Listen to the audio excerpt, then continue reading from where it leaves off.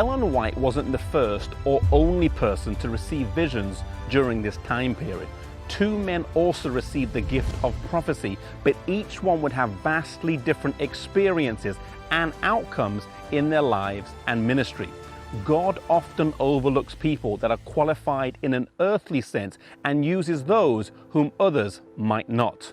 Academic qualifications, eloquent speech, and a popular personality are all valued by society, but God looks for the person who is humble, who, if they are used, will bring honor to God. The first person worthy of our mention is William Foy.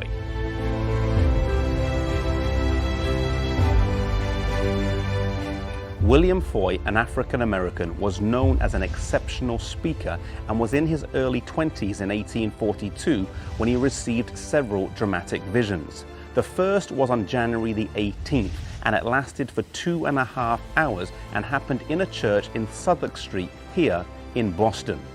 A physician was present and could detect no sign of life except around his heart. His breath had left him. He had a second vision on February the 4th that lasted for 13.5 hours and was instructed to share this vision with others.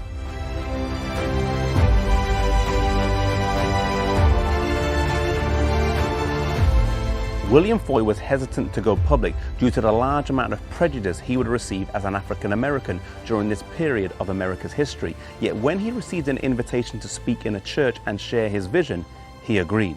The church gladly heard his message, and he soon got invitations over the next 3 months to speak in churches of all different denominations. William Foy served faithfully as a prophet in the pre-Great Disappointment period. He never said that his gift would extend for a long time or that he would receive more visions. The evidence seems to suggest that he received a specific message for a specific time and that he faithfully fulfilled this task.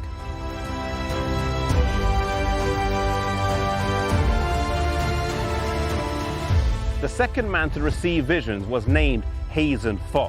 In January of 1845, he met Ellen White and told her his story. Shortly after she received her first vision, he received the exact same vision and was instructed to tell others about it, yet he didn't. Still upset after the great disappointment of 1844 and possibly not wanting to open himself to ridicule, he refused. The Lord came to him and told him that he would have another opportunity, yet if he still refused, the gift would be given to somebody else. Even with such a warning, he manifested a recalcitrant and rebellious attitude and did not share, and a strange feeling came over him, and he heard a voice say, "You have grieved away the Spirit of God."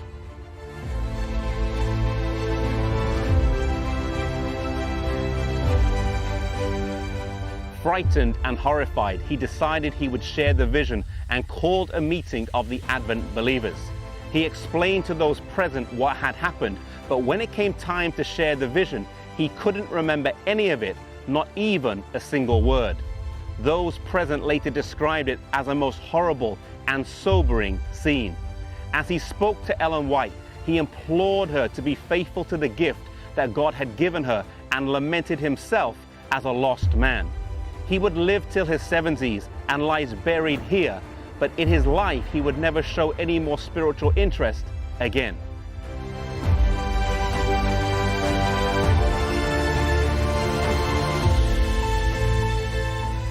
Here in East Sullivan in northern Maine, we have the grave of William Foy.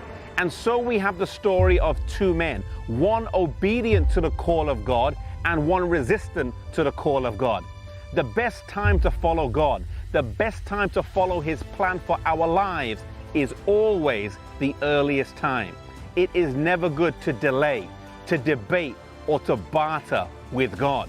If God is calling you to ministry, harden not your heart. Follow the Lord and share the message wherever He leads.